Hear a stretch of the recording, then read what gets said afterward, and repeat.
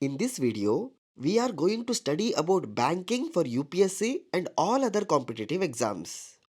Many times you must have come across CRR, SLR, Basel Norms, Capital Adequacy Ratio, NPAs, and so many other banking terminologies while studying Indian economy, economic survey, and even current affairs. These topics must have remained very confusing for you since times immemorial. In this video, we are going to clear all your doubts and make you understand all of these for once and forever. Shortly, we are releasing economic survey and budget videos for UPSC.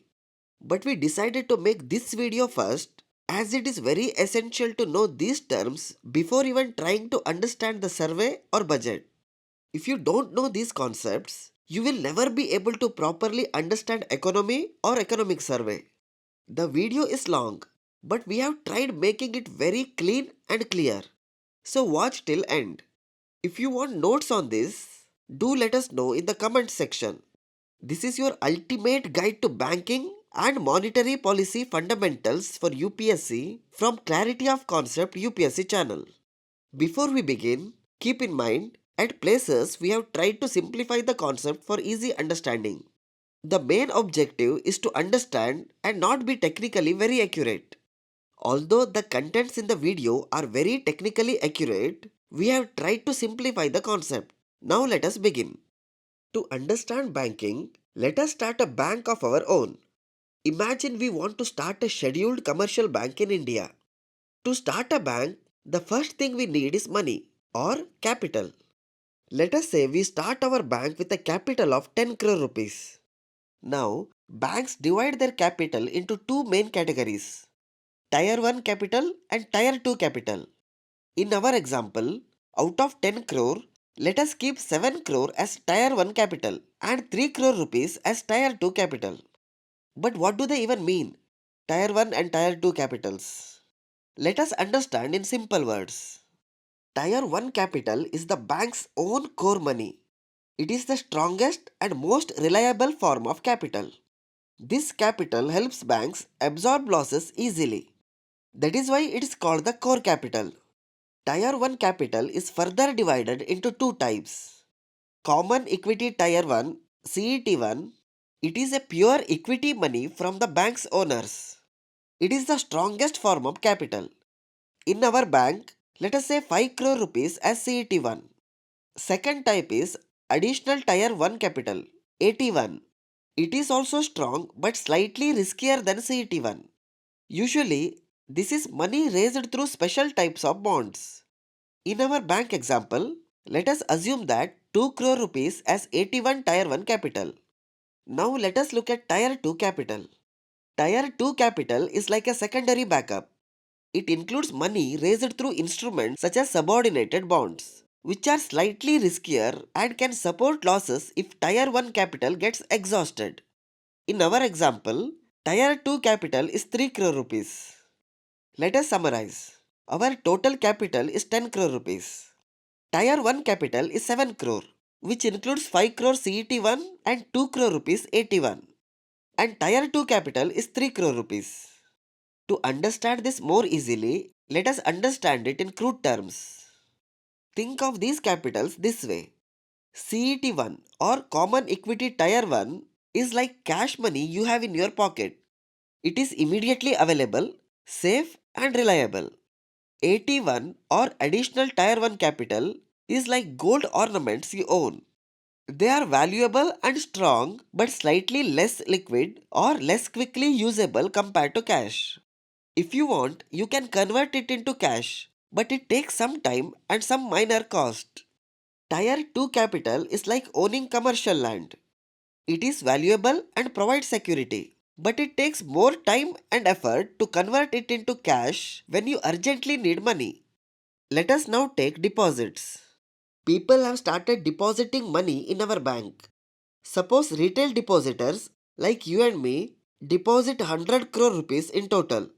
Apart from these retail deposits, our bank receives 15 crore deposits from other sources also. For example, 8 crore rupees from other banks, 4 crore rupees from international financial institutions, 3 crore rupees from RBI or government related deposits. Let us understand one important thing clearly. Banks divide deposits into two groups: deposits that form part of NDTL and deposits that do not form part of NDTL. But what exactly is NDTL? NDTL stands for Net Demand and Time Liabilities. Demand liabilities mean deposits you can withdraw anytime without notice. For example, your savings account or current account deposits. Time liabilities mean deposits that you agree to keep with the bank for a fixed period. For example, your fixed deposit FD of 1 year, 3 years, etc. So, net demand and time liabilities is simply the total of all demand and time deposits that a bank owes to the public, like this 100 crore rupees deposits in our bank. Some special deposits, like money from other banks, foreign institutions, or RBI, usually do not form part of NDTL as per RBI guidelines.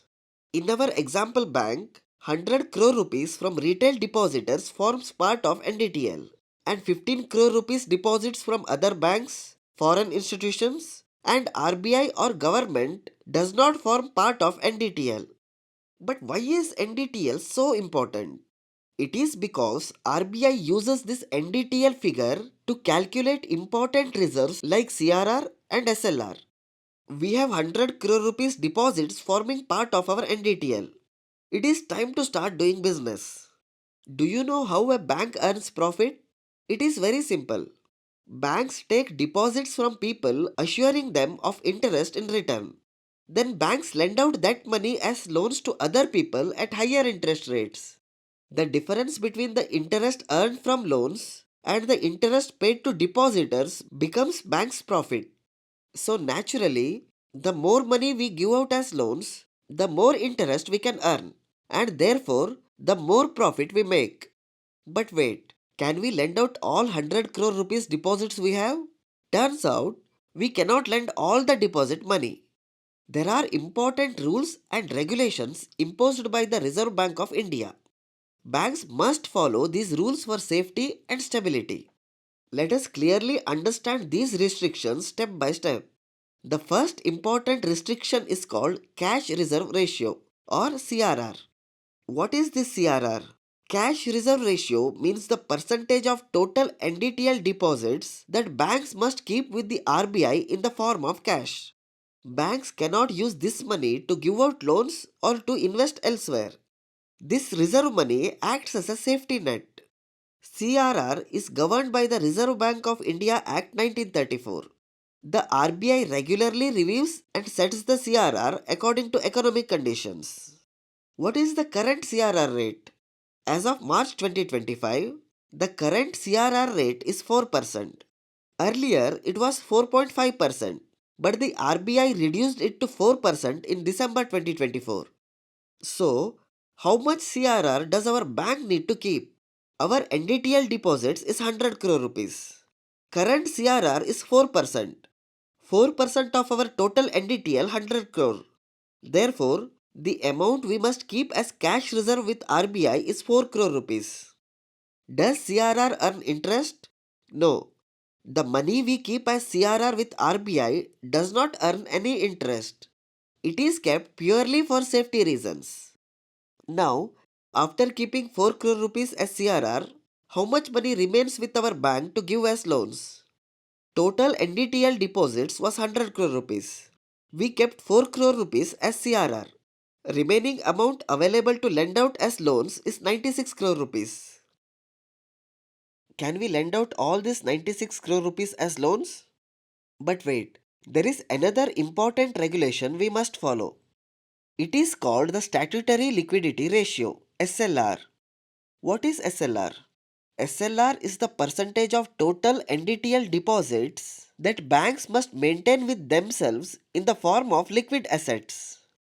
These assets include cash, gold, and government approved securities known as GSECs. This requirement ensures that banks have sufficient liquid assets to meet their obligations and promotes financial stability. Statutory Liquidity Ratio (SLR) is governed by the Banking Regulation Act 1949.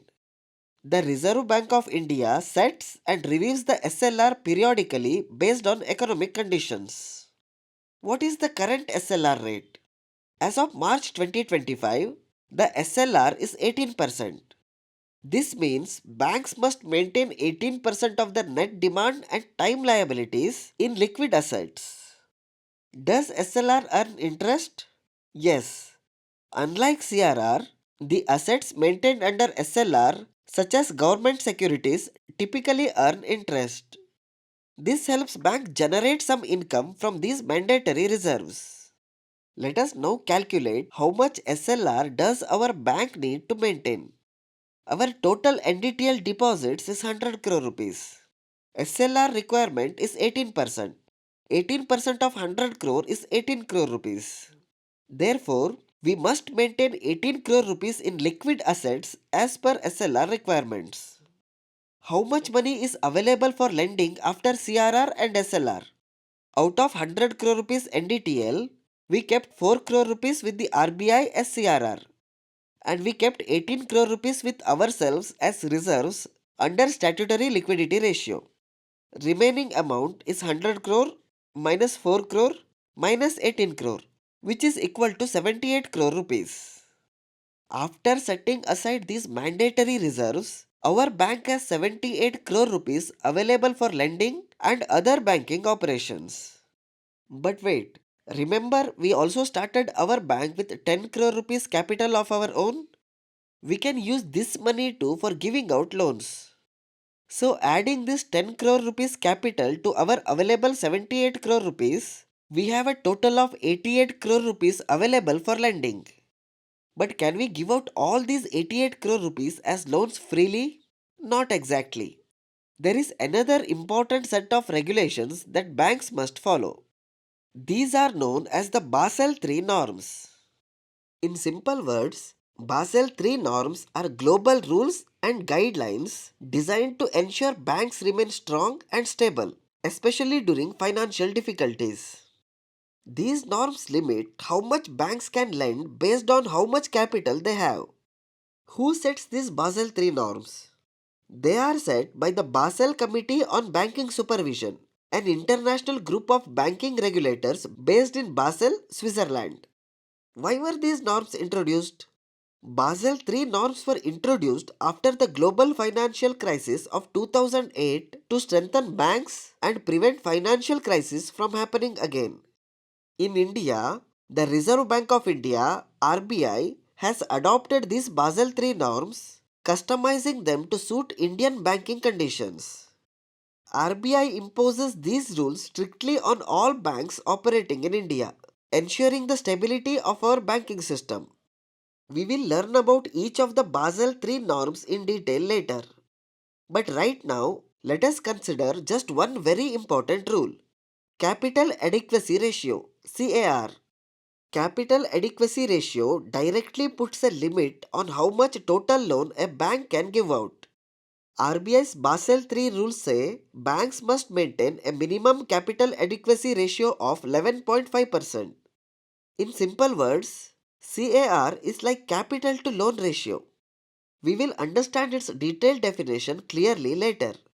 For now, just remember this simple rule.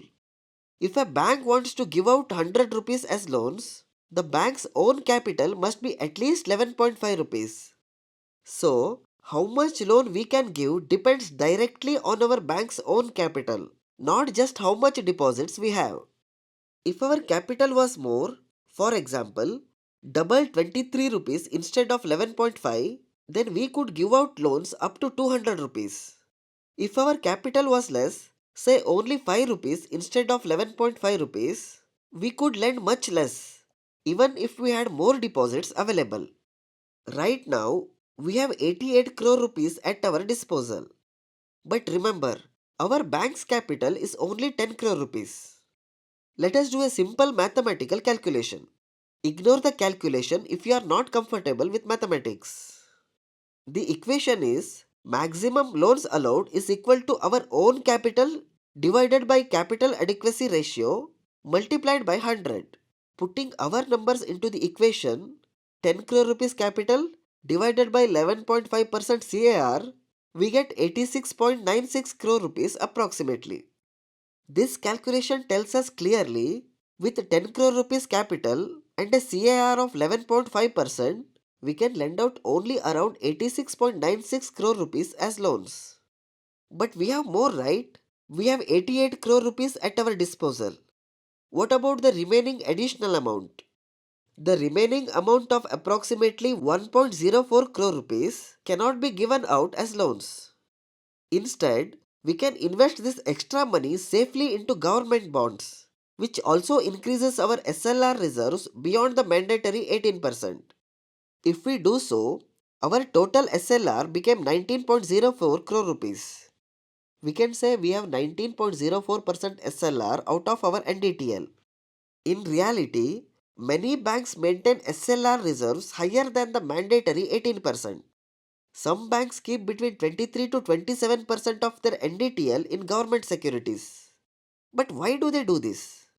Loans typically earn higher interest rates, ranging from 9% to 18%, while government securities offer lower returns, around 6 to 7%. So, why would banks choose to invest more in government securities instead of lending more money as loans? The main reason is risk management. Loans carry the risk of borrowers defaulting, leading to potential losses for the bank. In contrast, government securities are considered safer investments with guaranteed returns. By investing more in these securities, banks balance their portfolios, ensuring stability and reducing overall risk. Additionally, holding more government securities provides banks with liquidity. These assets can be easily sold or used as collateral when needed, helping banks meet unexpected demands or regulatory requirements. Let us consider this for our bank. We began with 100 crore rupees NDTL. After setting aside 4 crore rupees as CRR and 18 crore rupees as SLR, we have 78 crore rupees remaining. To ensure safety and liquidity, we have decided to invest an additional 8 crore rupees in government securities, bringing our total SLR investments to 26 crore rupees or 26% of our NDTL. This leaves us with 70 crore rupees from NDTL deposits. To maintain operational liquidity, we will keep 5 crore rupees as cash on hand. Now we have 65 crore rupees available to lend as loans. Can we give out these 65 crore rupees as loans to anyone we want? No, we can't lend this entire amount freely. The Reserve Bank of India mandates that banks allocate a portion of their lending to specific sectors crucial for economic development. This is known as Priority Sector Lending (PSL). What is PSL? Priority sector lending refers to the RBI's requirement for banks to direct a certain percentage of their lending to sectors that may not receive adequate credit otherwise. These sectors include agriculture, MSMEs, export credit, education, housing, renewable energy, etc. How much percentage should be allocated to this PSL? The definition is little technical, but we will tell you it in simple terms. As of March 2025, according to the requirement, domestic commercial banks are required to allocate 40% of their adjusted net bank credit ANBC or credit equivalent amount of off-balance sheet exposure, whichever is higher, to priority sectors. In simple terms, adjusted net bank credit ANBC means the total amount of money a bank has given as loans to customers, adjusted for certain additions and deductions defined by RBI. That sounds very difficult, right? But in crude, easy terms, you can think of ANBC simply as the total loans that a bank gives out after making some minor adjustments as guided by RBI. According to the priority sector lending, 40% of the total loans given by a bank should be given to priority sectors. This priority sector lending has various subcategories. For example, agriculture sector needs to be given at least 18% out of this 40%. Micro enterprises should be given at least 7.5% of total credit. And loans to weaker sections should be at least 12% of total loans given by a bank. Let us calculate this to our bank. Assuming that we want to give all 65 crore rupees as loans, we need to allocate 40% of this for priority sector lending. 40% of 65 crore is 26 crore rupees. Agriculture should get at least 18% of 65 crore, which is 11.7 crore rupees. And micro enterprises at least 7.5% of 65 crore, which is around 4.8 crore. And weaker sections at least 12% of 65 crore, which is 7.8 crore rupees. Remember, there are further subcategories also. We have kept it simple here with broad categories. After allocating 26 crore to priority sectors, we have 39 crore rupees remaining for lending to other sectors. Let us give this as loan to different sectors such as corporate loans, vehicle loans, etc. Okay, now we have given out all 65 crore rupees as loans. It is time to understand a new concept called risk weighted assets (RWA). In simple terms, for banks, assets mainly means the loans they have given. So, risk weighted assets simply means loans adjusted based on their risk levels. But let us understand this more deeply. Every loan has some risk attached. The risk that the loan amount may not come back fully. Suppose you give 100 rupees as a loan to a risky company without any collateral, there is a high chance the money won't come back. So this loan has 100% risk. Suppose you give 100 rupees as a loan for house construction. If the borrower doesn't repay, you can sell the house and recover a good portion of your money. The risk here is lower, say 50% risk. Suppose you invest 100 rupees in government bonds, the government almost never defaults, so this has 0% risk. Let us calculate the total risk weighted assets for a simple example. 100 rupees loan given to a company without collateral is 100% risk. 100 rupees for house construction is 50% risk. And 100 rupees invested in government bonds is 0% risk. To calculate the risk weighted assets, we multiply the loan amount by the risk percentage. Here, company loan 100 rupees into 100% risk is 100 rupees risk weighted. And 100 rupees house loan with 50% risk, it is 50 rupees risk weighted. And 100 rupees government bonds, which has a 0% risk, it is 0 rupees risk weighted. So, total loan amount given is 300 rupees and total risk weighted assets is 150 rupees. So, even though we gave out 300 rupees in total, our risk weighted assets amounts to 150 rupees only. Now, let us calculate the risk weighted assets for our bank step by step. Remember, we have 4 crore rupees kept as CRR. It has 0% risk. And 26 crore rupees invested as SLR in government securities. That also has 0% risk. 5 crore rupees we have kept as cash reserve with ourselves. That also has 0% risk. And 65 crore rupees we have given out as loans. Education loans, house loans, corporate loans, etc. Each type of loan typically has a different risk percentage. However, for simplicity, let us assume that all our 65 crore rupees loan have 100% risk. Let us do the calculation. 4 crore into 0% and 26 crore into 0%, 5 crore rupees into 0% and 65 crore into 100%. That gives us 65 crore rupees. Our total NDTL is 100 crore rupees and our risk weighted assets is 65 crore rupees. With all these concepts, it is now time to understand Basel III norms. Basel III norms are a set of different ratios and benchmarks that banks must maintain to ensure safety and stability. The first one is Capital Adequacy Ratio. Capital Adequacy Ratio or CAR means how much capital a bank should maintain against its risk weighted assets. RBI mandates a minimum capital adequacy ratio of 11.5%. The formula is bank's total capital divided by its risk weighted assets into 100. Let us calculate this for our bank. We have 10 crore rupees capital divided by 65 crore rupees risk weighted assets into 100 gives us 15.38%. This CAR is comfortably above RBI's requirement of 11.5%. This capital adequacy ratio also has subcategories. Basel Norms mandate CET1 ratio also. It is the ratio of CET1 capital to risk weighted assets. Our CET1 capital is 5 crore rupees and our risk weighted assets is 65 crore.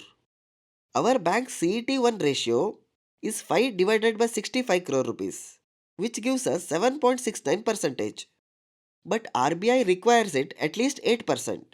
So we are falling short here. Either we have to increase our CET1 capital or we have to reduce our risk weighted assets.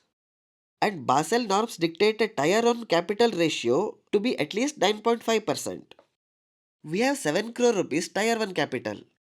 7 divided by 65 into 100 gives us 10.77%. We are safe here as it is above 9.5%. And the next Basel norm is about leverage ratio. Leverage ratio shows how much tier 1 capital banks hold compared to their total exposure. Total exposure includes all assets, deposits, and loans. RBI requires a minimum leverage ratio of 4%. It ensures banks do not borrow excessively. The formula is tier 1 capital divided by total exposure. We have 7 crore rupees tier 1 capital and our total exposure is 100 crore rupees NDTL deposits and our own capital of 10 crore rupees. So 110 crores. 7 divided by 110 gives us 6.36%. Our leverage ratio is 6.36%, comfortably above RBI's requirement of 4%. The next Basel norms is liquidity coverage ratio. Liquidity coverage ratio LCR means how much easily available cash or assets a bank must keep to manage sudden cash withdrawals for 30 days. RBI says banks must have at least 100% LCR. The formula for calculating LCR is highly liquid assets divided by total expected cash outflow in 30 days into 100. For our bank, total deposit is 100 crore rupees. All our depositors are retail households. All of them do not withdraw cash simultaneously. We can expect 5% withdrawal generally. So, total expected outflow is 5 crore rupees, which is 5% of 100 crore. Let us see how much liquid assets we have. 4 crore rupees CRR, 26 crore rupees of government securities, and a cash reserve of 5 crore rupees. Total 35 crore rupees. So LCR is 35 crore divided by 5 crore into 100, which is 700%. Our LCR is 700%, much higher than the minimum required 100% under Basel norms. This shows our bank is very safe and can easily handle sudden withdrawals. And the last Basel III norms is net stable funding ratio. It has a formula available stable funding divided by required stable funding into 100. This ratio means banks should have stable long-term funds to support their long-term loans and investments. RBI mandates banks maintain NSFR of at least 100%. Let us calculate this for our bank. Let us see how much available stable funding we have. It consists of our own capital plus stable retail deposits. Our own capital is 10 crore here and stable retail deposits is 100 crore rupees. Retail deposits such as from households is generally considered 100% stable. So total available stable funds is 110 crore rupees. Let us see required stable funding. It is for long-term assets and loans given. We have given 65 crore rupees loan and a government securities and SLR of 26 crore rupees. So total required stable funds is 91 crore rupees. To calculate NSFR, 110 crore divided by 91 crore into 100, which is 120.88%. Our NSFR is comfortably above the RBI required minimum of 100%. This means our bank has sufficient stable long-term funds, making it safer and stable in the long run. Let us proceed to the next topic. It is very important and interesting. It is called non-performing assets or NPAs. What is an NPA? When the loans given by a bank stop returning money regularly, they are called non-performing assets. In simple words, If a borrower doesn't pay interest or principal amount back to the bank for more than 90 days, that loan becomes an NPA.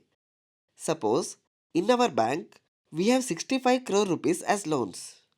Now, let us assume 5 crore rupees worth of these loans turned into NPAs, meaning these borrowers stopped repaying the loans. Now, RBI classifies NPAs into clear categories based on how long repayments have been delayed. The first category is called substandard assets. Loans overdue for more than 90 days but less than 1 year are in this category. Let us say 2 crore rupees out of 5 crore NPAs fall here. Second category is doubtful assets. Loans overdue for more than 1 year fall here. This is further divided into 3 categories. D1, doubtful loans overdue for 1 to 2 years. Let us assume we have 1 crore rupees of our bank here. And next category is D2, doubtful loans overdue for 2 to 3 years. Here also we will assume 1 crore rupees. D3 means doubtful loans overdue for more than 3 years. Let us assume 0.5 crore rupees here. And the third category is loss assets. Loans that are almost certainly not recoverable. Banks believe these loans have become complete losses. Let us assume we have 0.5 crore rupees of our bank here. That is a total of 5 crore rupees NPAs. RBI says banks must create a safety reserve called provisioning to handle possible losses from NPAs. Provisioning means setting aside a certain percentage of money from profits as a safety net to cover potential losses.